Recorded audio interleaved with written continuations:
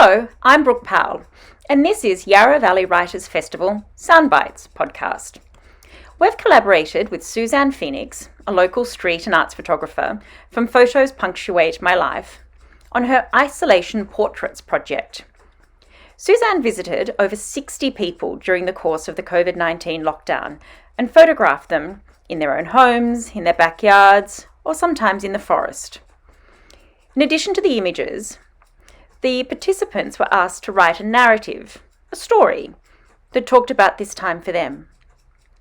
Suzanne has included these, largely unedited, in her self-published books, Isolation Portraits 1, Isolation Portraits 2, and let's hope there's an Isolation Portraits 3.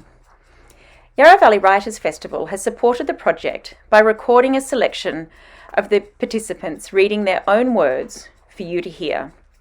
Today is Claire.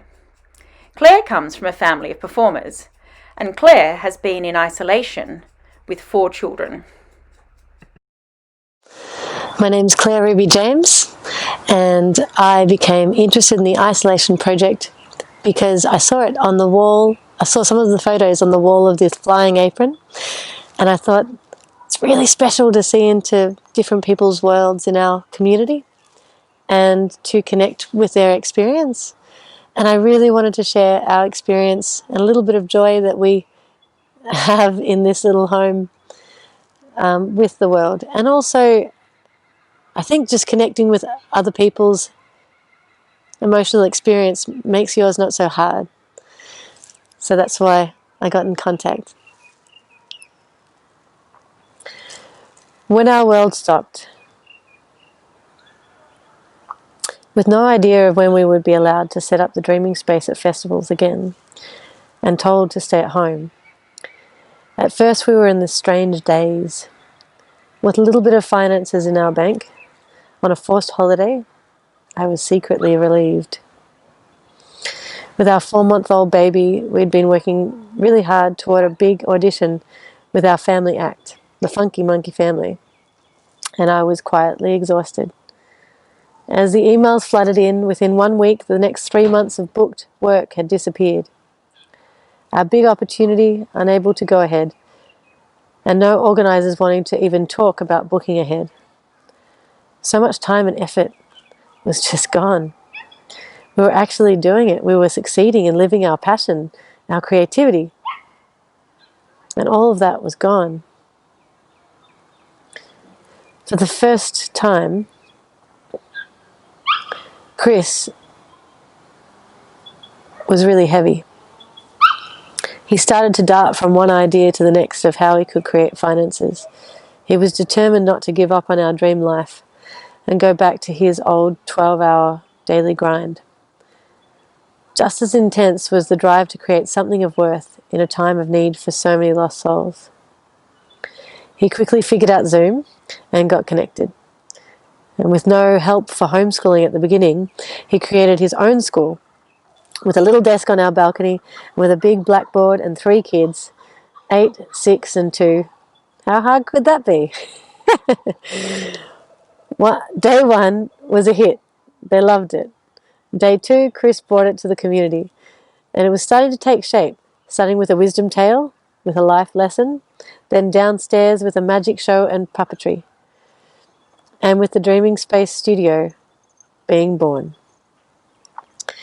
The kids got really enthusiastic and worked hard to practice new skills to share on their Zoom shows, smashing out 8 hours of aerial silk routines in 3 days.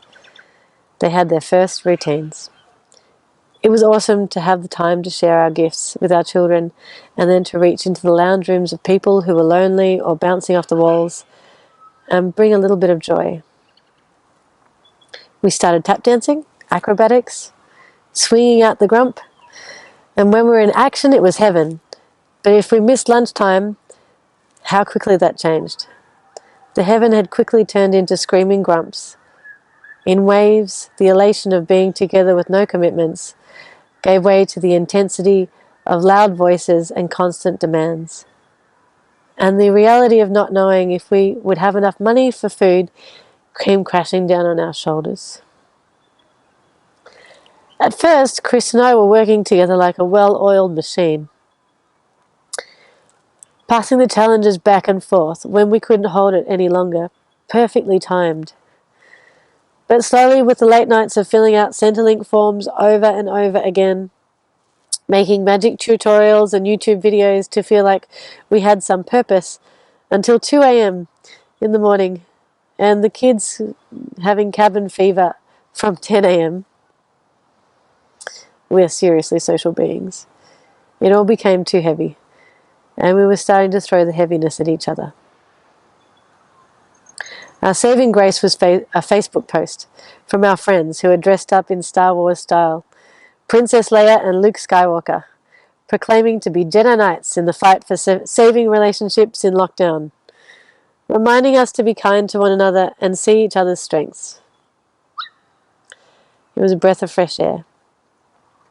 We sat on our balcony whilst our kids played with the alpacas and read the first chapter on rewedding, and remembered how blessed we are and why we chose each other. And we started again. Stopped trying to keep up with schoolwork and dropped the pressure of our personal goals to do something of worth and the worry about money, and we just hung out as a family, letting the dreams of each day lead us. Relationships were re-energized. Sisters started helping each other rather than poking each other. It was incredible how much more peaceful the kids were when we just spent time in their world. All of a sudden, isolation is coming to an end. And we don't want the peaceful timelessness to finish, but we can't wait to see our friends again.